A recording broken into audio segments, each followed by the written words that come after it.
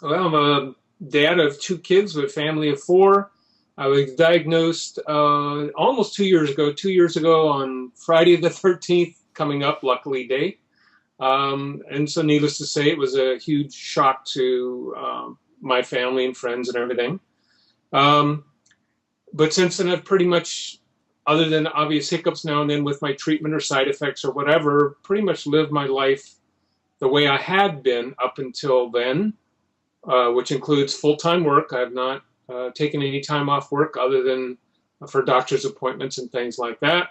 I continue to play softball every Sunday like I have for the last 32 plus years. I think it's really important for reducing stress levels, if nothing else. It's a wonderful support group, and softball is kind of secondary to just socializing with the guys and obviously having a beer afterwards. I made a conscious decision up front to be very, very open with my journey.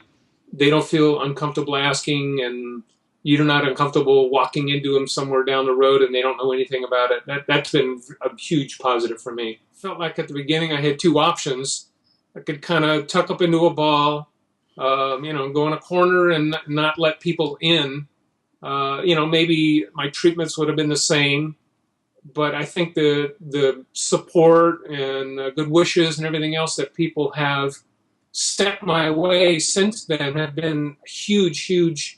Had a huge effect on my positive outlook.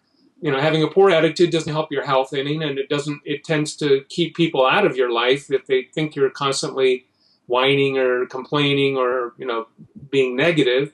Ignore statistics.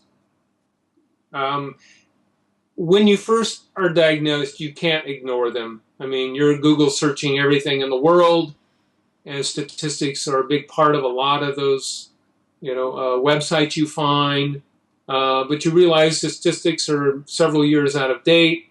They lump everybody together, whether they're 90 years old or 25, and everybody has a different twist on it. You have to be your own advocate. There's been a couple times when my regular oncologist has attempted to prescribe something for me that didn't match up well with a clinical trial I was in at a different location. So you have to stay on top of things yourself. And if something's not right, something doesn't feel right, or they want to put you on a particular treatment regimen, you really need to do your homework and ask lots and lots and lots of questions.